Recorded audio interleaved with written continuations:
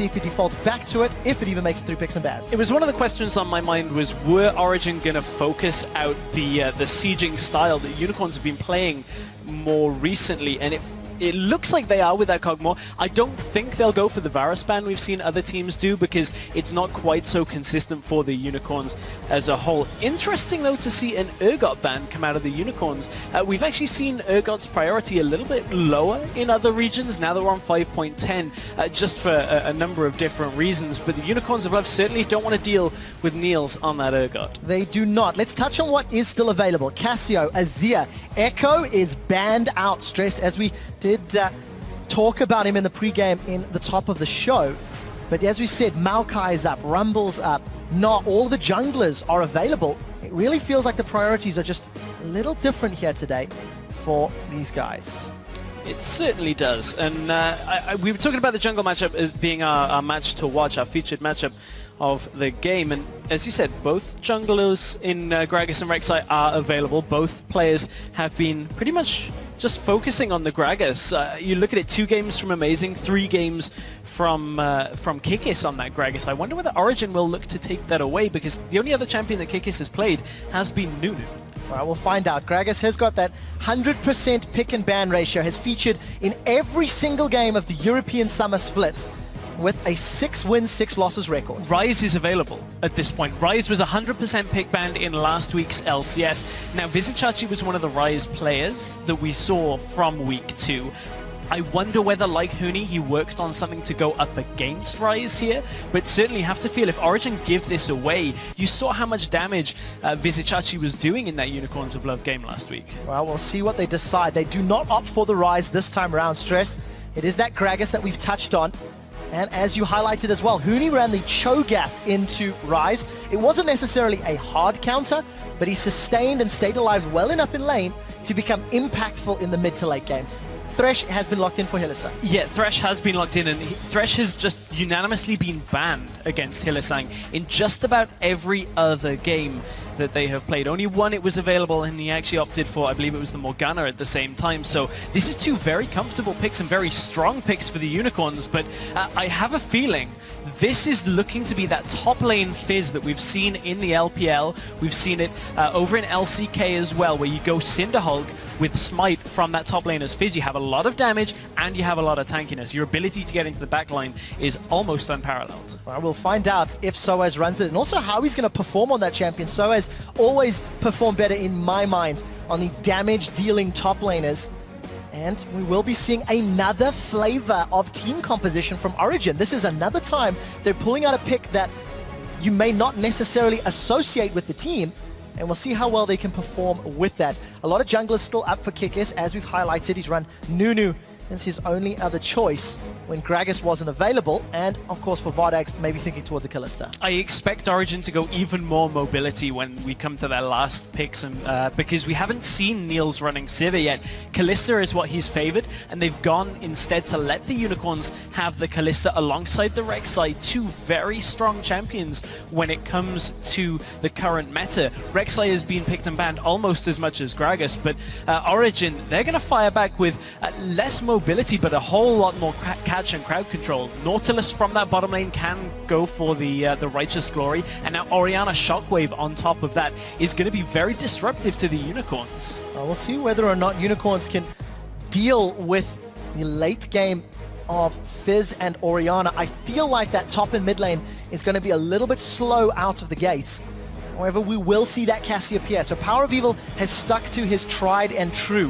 When Cogmore was not available, he's played Cassio. When he played Cassio last time, it was a strong victory. But Origin knew full well what they were doing. They opted into Gragas' first pick and gave away that Ryze. Origin right now are looking to just completely disrupt Unicorns into skirmishes with this kind of setup. You look for somebody out on their own, you catch them using the Sivir ultimate, the Nautilus hook, and if Fizz can get into the backline, he will absolutely wreak havoc. Over on the other side of the Unicorns, a very late game focused solo lane setup here with Ryze, with Cassiopeia, who are going to scale and actually fulfill basically the same role in team fights here. There is a lot on Vardags in the mid game to get them through this game and give them the better late game. Something that we do not see from UOL is that tank Rise at the moment is building AP, is building very much burst, as you actually mentioned in that last week Telestrator segment, Stress, the Rise and Cassio fulfill similar roles. I want to see how Vardex handles his positioning, because I do feel there's not a lot of peel for him necessarily. Rise wants to run in, Cassio wants to run in, so hopefully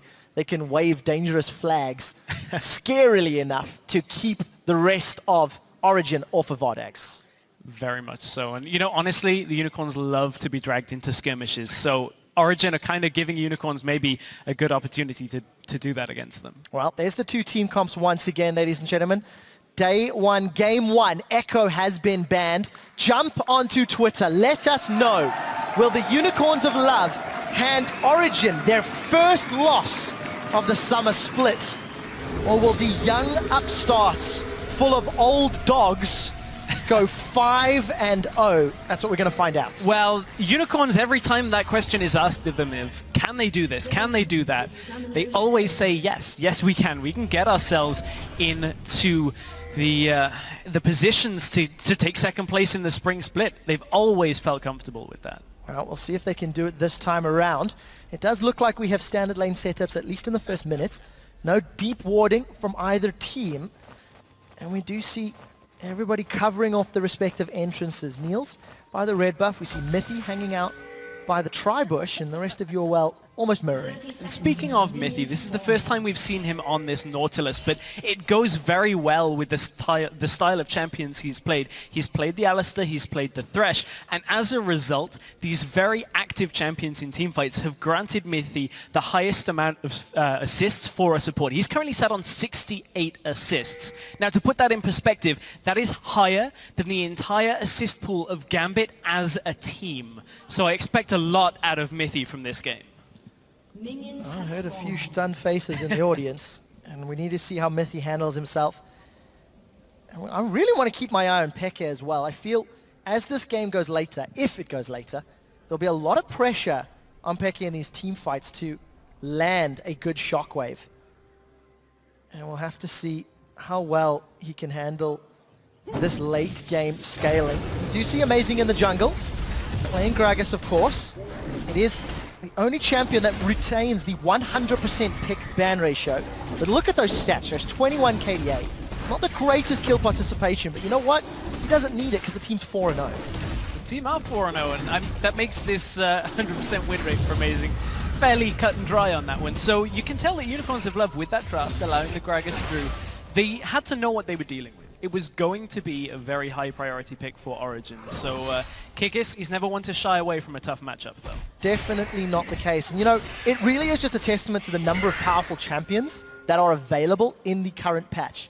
Cogboard not necessarily considered as strong as some of the others, but Azir went unpicked, unbanned, considering how high priority was, and Origin opted to ban the Cogmore over the likes of Cassio, over the likes of Rise, out of respect for Power of Evil. Yeah, we'll have to see how that indeed plays out for Origin, but one thing I want to touch on, Origin look to have initiated this lane swap, and now that's a little bit interesting when you take into account that one of the ways of dealing with Fizz as a solo laner, especially in the long lane, is to swap into him.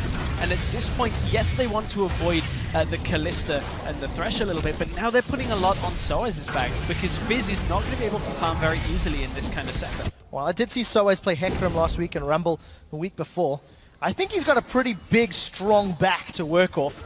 Definitely stepped up in surprise, but we do see a mirror 4v0 in the top half of the map in favor of Origin. It is almost mirrored by Unicorns of Love down bottom. Yeah, Origin were faster to the punch on this one, though, so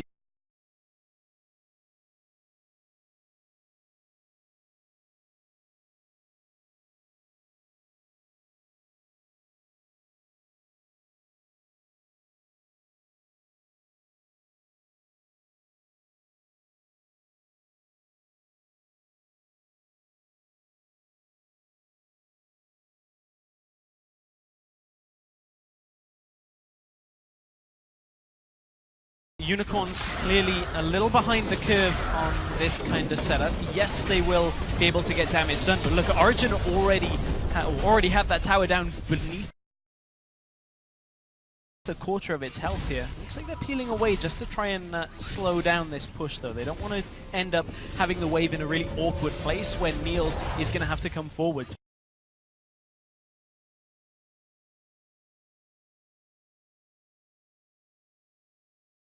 for too much farm. So we'll find out how well they can kill this wave off and whether or not it will bounce. It does look to be the case as minions are being killed away. And we did see not only did Origin start the swap and start the 4VO, I feel the Unicorns of Love mirrored it relatively well. They responded within a few seconds and do seem to be equalizing the trade of towers, keeping that global gold very even in a moment or two. Once Vardags, unable to kill the tower, but it should go down if he sticks around. SIEU is coming across, and Nautilus coming through the jungle. So if Vardags goes for this, he puts himself in at least another tower shot. He has to back away and respect the fact that Origin beat them, and this is just purely down to the amount of time that Origin spent getting this set up for themselves, and the Unicorns are being a little bit late. Vardags, that's a dangerous area to check into. Why are you face checking? Vardags gets caught by the dredge line. He's trying to hop backwards, but that was changed recently.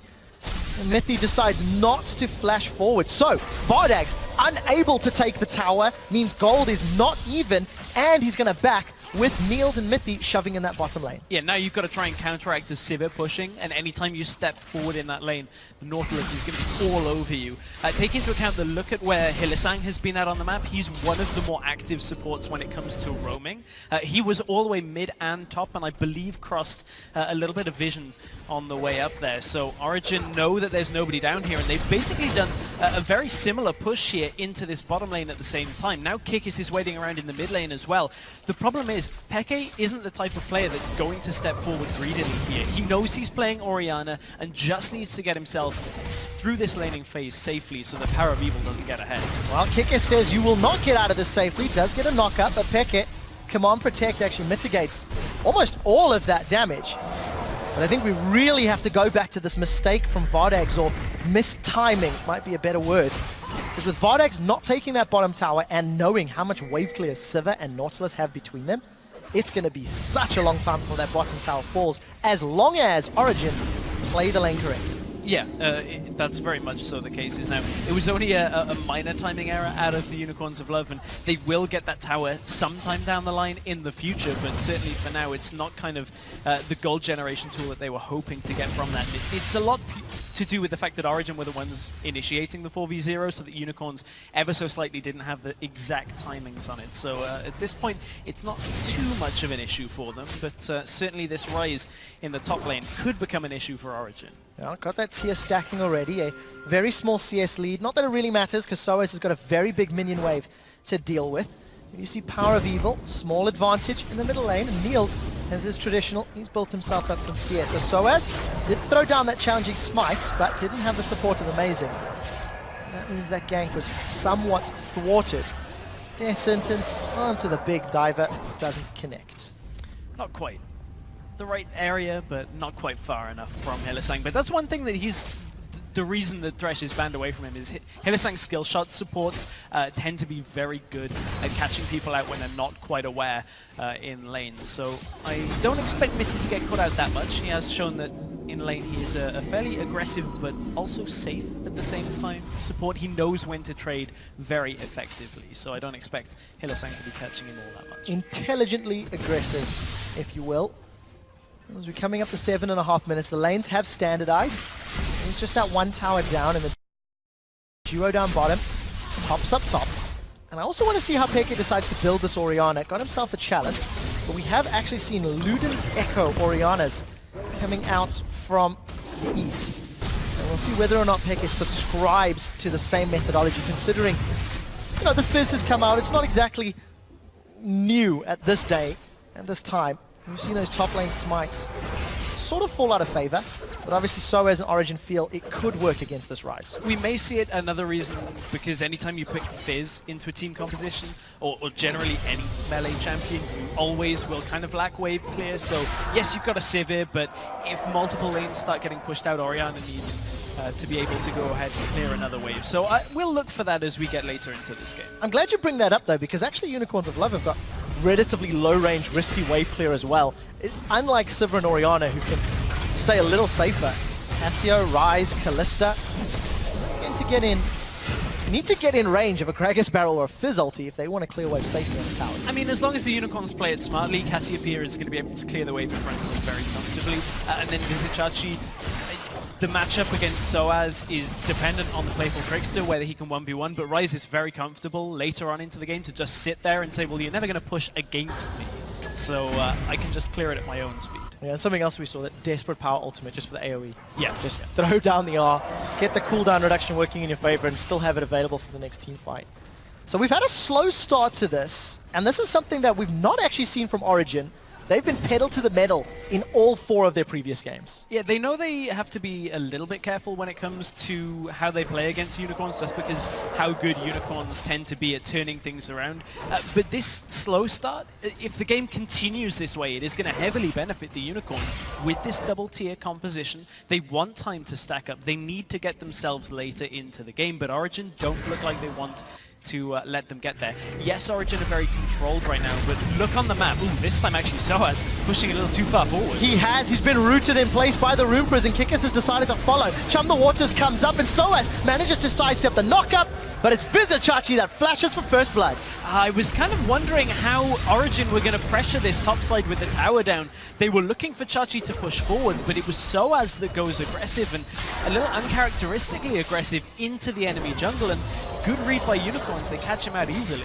Uncharacteristic for the team, because Origin, that was the first time they've given up first blood. Mithy's in trouble now as he's trading hook damage for hook damage.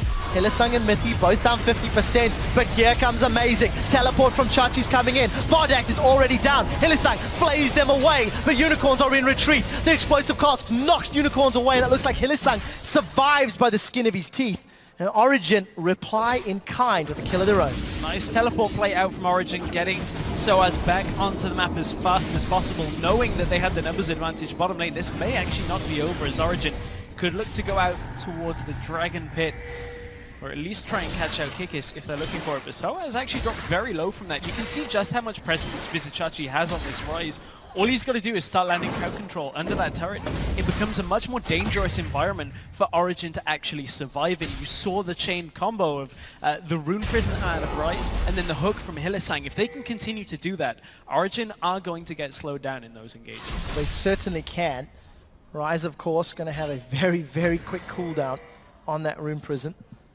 Hylissang, definitely known for his ability to impact the game. So, 11 minutes, 1-1. That tower and bottom still not falling from Origin. Of course, Unicorns of Love unable to shove it in. CS slightly in favor of Unicorns of Love. Small advantage for Chachi. Small advantage for Power of Evil.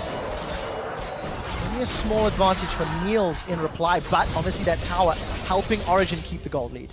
And speaking of that small advantage for Power of Evil in the middle lane, I believe this is the first time we've ever really seen Power of Evil versus XPeke, especially here in the LCS. So he is showing he can get a small laning lead, but XPeke is going out to the Wraiths and the Raptors at the same time. But it's bottom lane that there's a little bit more action in. Just saw Mithy kind of fly across the minimap looking for a hook, but couldn't connect with anything off it. Neither could Hylissang. Well, I'm glad you mentioned the Peke versus Power of Evil. We'll need to touch on that in a second, as the junglers have found one another. Kikis has knocked up Amazing and put a lot of damage in reply. Body slam into Cask. Here comes attack and shockwave from Peke. He's chasing down Kikis. Red buff is available. Amazing has no flash. The body slam goes forward. The tunnels throw him away, and the unexpected happens as Kikis survives. Amazing is now caught out, and Power of Evil flashes for the poison power kill. Power of Evil was second to Rome in that situation, but he still has more impact just because Kikis managed to get his tunnel network working for himself. He gets himself all of the way out of that. Now Peke might be in a little bit of trouble. No ultimate from Power, but if they get a Rune Prison before Peke gets there, which they can't quite land, so Peke is okay there. But good reaction by Origin overall. They know Unicorns desperately want that bottom tower, so they swap their duo lane out to the mid tower and keep their tower advantage up in favor of Origin. Kikis has joined the party in the top side though. He's looking for the knockup. Well, he finds the knockup, he gets the Furious Bite down, and Peke forced to flash. So what has this cost Origin? They managed to secure the tower in the middle lane, at the cost of their tower in the bottom lane, and potentially top if another minion wave gets in. Soaz, he wants to land a Nom Nom Fishy onto Vardax. Amazing is coming from the jungle. This could work out. It's the Death Bush that Soaz made famous years ago, and here comes Amazing. No explosive cost. Soaz, he lands the Chum the Waters, or hasn't even used it rather. It was playful Trickster. Doesn't even have Chum the Waters available.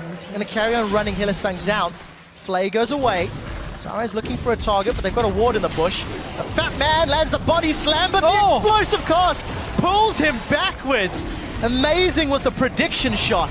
2 more kills to Origin, and they start off Dragon. Dragon swipes its wings and says, nope, you're not using me as an escape. As, that was just Unicorns overstaying the bottom lane. I don't actually know why they do that, because you lose your mid tower. You don't have wards in the jungle, and yet you stand in front of a tower and just allow Origin to get a very easy flank. They'd shoved the wave in, and now they're catching power. While Power's in trouble, Power is down. Dragon was secured. You can see the number of average dragons across the board. Slightly slower for Origin, but neither of teams this split have been able to secure that 5th dragon buff. So we're back to the 1,000 gold advantage in favor of the newest challenger team from the oldest players in the LCS.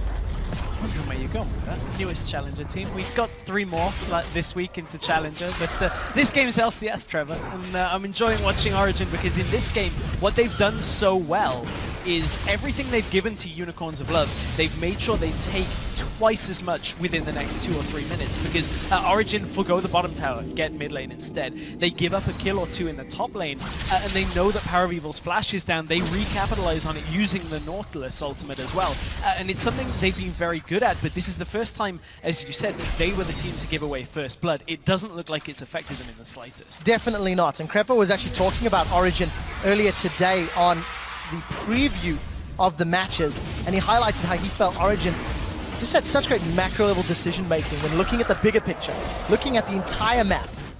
And despite Origin giving up a flurry of kills, they're the ones in the lead. But you need to keep an eye on those CS numbers, guys. Soaz is continuing to fall behind Rise, which is a terrifying statement. But luckily for them, Niels has got a solid advantage over Fardex, and we'll see if Niels' utility can buffer Soaz's slightly weaker item build and farm values. The question is, how does this lead translate as you go later into the game and it starts expanding into team fights? Because we know what Rise can do, we've seen what Fizz can do in other leagues, but it's all going to be about getting a teleport behind them and using his mobility to get into the backline as well. You can see that Soaz is actually down in the bottom lane because he has teleport available. Chachi does as well, but he's actually going top side. No dragon available for either team, so this is kind of this moment where it's all about wave control. You've got to set up the next couple of objectives for the team, but looks like Unicorns are looking to be the proactive team in this case. So let's see whether or not Soaz can teleport in. He doesn't need to farm CS when he can farm champions at 3-1 and 1. 16 minutes on the clock. We see 2 Cinderhulks on the side of Origin. They'll deal slightly less damage in those team fights as it was changed a couple patches ago, but it's a lot of scaling HP on the 2 of them, and then you're going to add Nautilus into the fray. Pretty big beefy front line for Origin if they stand toe-to-toe with Unicorns of Love. Yeah, that's very much so. And although Soaz, while he will act as a tank, he will be diving into the backline. It's one of the weird things is Fizz has very good base damages, and the damage amplification that comes from his ultimate just allows him to get all the way into the backline and start dealing a lot of damage to squishy targets. Factor in the Cinderhulk as well. It's weird to think that you can have a tank-level assassin-style champion, but certainly Fizz is fulfilling that role across some of the other regions right now. So, Stress, the game has slowed down just a little bit as the teams continue to farm up the side lanes, farm up the mid lane. We're getting closer to 20 minutes, and Origin coming into this week and actually built themselves up an average of 4.1 thousand gold lead over their opponents. They're currently sitting just over 2,000. So we'll need to see whether or not they can accelerate that just a little more. Fans at home definitely feeling Origin have the advantage, but, you know, it's just interesting to see how Unicorns have been able to keep them back just a little less than before the teams they've faced. Yeah, I mean, there's still about a minute and a half to go, so that anything can happen. But honestly, a lot of this gold lead is stemming, as you said, from Niels, just constantly farming, constantly, all the time. And Varlax isn't doing that either. They're donating more, giving a lot of the farm over to Power of Evil and Vizichachi right now as they move lane to lane. So Varlax is the player right now. They actually need to be stronger at this point in the game. Yes, if Power of Evil is very strong, or Rise is very strong at this point, they can still deal a lot of damage, but Kalista is going to be fairly necessary part of these team fights when it comes to dealing out damage to Origin this early. So let's see whether or not Pekka can find himself a good command shockwave. 1 minute until the next dragon. Origin able to secure it after punishing Vardex and Hylissang for some poor positional decision making, and now they're getting some vision control. And there's another one. The reason they can get all of this vision control is because Kalista was spotted in the top lane, and that allows Origin to know they have the numbers advantage. Fizz, again, with the teleport down in the bottom lane, he can join the fight. Origin know they have full security in this time to de-ward this area. They've left a 1 ward up in this bush, and they're trying to encircle the unicorns, but I think it might be a bit of a trap from the unicorns. Well, we'll see. You see Amazing, he's body slammed over the wall. The dredge line connects onto Hylissang. He's gonna flay him in. The barrel knocks everybody into the box, and the shockwave catches too. Peke manages to sidestep the Fate's Call, but he does not sidestep the death sentence. Amazing comes with a fat belly back in, and Peke survives a few seconds longer. It's a 2-for-1 in favor of Origin, and Niels is landing those ricochets over and over. We do see Amazing going low, and Soaz is looking for some snake. The eel is eaten, and Hylissang, the man that started it all, will be the man that ends it all. 2 for 5, and Origin with the team fight win.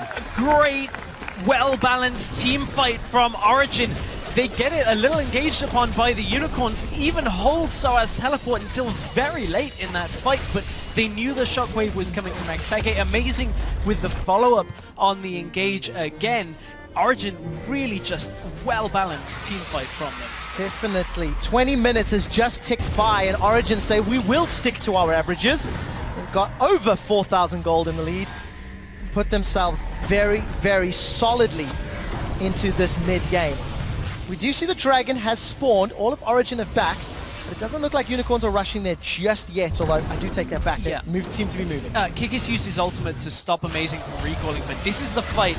And keep your eyes on Soaz in the bottom lane of how late his teleport was, because Origin just a really nice counter engage. That ultimate from Amazing completely disrupted Unicorn's flow as they came into this, and look how fragmented this team fight is. Power of Evil's going backwards, Hylissang's landing a hook, and yes, they're getting a couple of kills, or a kill here and there, but from this, Origin just have so much health because there are a good few members of the Unicorns that are just not outputting damage. For all of the last 2 or 3 seconds, Power of Evil was outputting almost 0 damage. And Origin will clean up that team fight every single time if it's given to them. Well, Power of Evil just slithering around, not having the impact he was hoping for. While the replay was on, Dragon was secured by Unicorns of Love. Niels, Mythy, Amazing, they're looking for more, and they catch Vardags, knocking him out of range of that lantern. So, just to quickly reiterate, 4 towers to 2, 10 kills to 4, 5,000 gold in the lead for Origin. But Unicorns did get that first dragon, which will help them if this game goes later. Give them that 6%. Well, you said a 4,000 gold lead at 20 minutes. Yep. A little bit more than that just after 20 minutes. So, Soaz wants himself a fight, but Vizichachi is here as well. Actually, all of Unicorns are here. Well, that's a 3-man knockup from that dredge line mine. Kikis comes back in, the barrel blows Power of Evil up. And Peke and the rest of Origin find another kill on Kikis. This means Baron. And this is a massive, massive problem for the Unicorns right now, because they're playing a composition that wants to scale, but now they're just giving gold constantly over to Origin. Every single time a fight like this happens, it's getting cleaner and cleaner for the Origin lineup. Now Hylissang wants him, and he's going to die as well. That's Baron plus another kill. Now Origin can look for more towers, because I don't even think Unicorns really want this re-engage. Well, they certainly don't. Chachi's in trouble. Niels is running him down. The dredge line connects, and Niels gets a killing spree. 5 Barons leading up to today. That should be number 6 if my math is correct. Origin, they really know how to press an advantage, and in 4 minutes, they went from 2,000 gold lead to 9,000 gold lead and Baron back. Well, it all stems from Origin basically saying to the Unicorns, you guys like chaos? How about we give you some ordered chaos? Because we're just going to have these team fights exactly how we want them, which is clean and calculated from Origin. Every time Unicorns of Love step forward, they're blasted into the Origin team and just completely taken from the map straight away. And it's something that's happening because of the vision control that Origin has. Look at the amount of wards just on your screen and then around the jungle in general from Origin. Yes, Unicorns have a couple here and there, but it's very, very difficult for the Unicorns to put themselves into advantageous situations. And they're just going to be hemorrhaging wards again and again, although this time they managed to get themselves a pink. Well, very well played from Origin. It's actually just incredible to behold the level of play. They want to go again. Well, they find them, and look at the shockwave barrel combo. Peke, Niels, Soaz. It's a trio of kills, a tower to boot, and they want an inhibitor turret to follow. This game has just gone from being somewhat close to absolutely in Origin's control right now. Look at how fast they're just shredding through this, and it's all been involved with the macro level decision making that Origin have showed. This isn't a game where you look at Unicorns and wonder what went wrong, because Origin have been what has gone so right in this game. Unicorns picked a scaling composition and they've just lost a Nexus turret at 24.5 minutes. That is not something that can happen with this kind of composition where you end up winning. What an exceptional performance from Origin. Hylissang's in trouble, doesn't manage to connect with the death sentence, forced to have the Fate's Call as a safety. Hylissang is out. Inhibitor down, Nexus turret down, 25 minutes. Origin, they're not stopping. 20% of Baron buff is left, and they are setting their sights on the mid lane turret. There's even minions on the bottom inner turret if they want it. Amazing, almost getting close to that explosive cast. We do see Peke, he's stunned up by the petrifying gaze. Chachi has eaten some Chum the Waters, and Vardax forced to flash to safety. Visit Chachi is down, Kickus will be next, and the kill credit goes to Niels. Soaz is keeping the attention of the Unicorns, 3 of them in bay. And Origin get another inhibitor, and whoopa! Peke misses the shockwave, eats a death sentence for Flare, and says, I don't care, as he leaves the base. Origin, it's all but done in this game. This is beyond convincing from Origin, and you can take it all the way back to picks and bans. Origin said, we will give Unicorns their comfort champions in every single role, all the way down the line.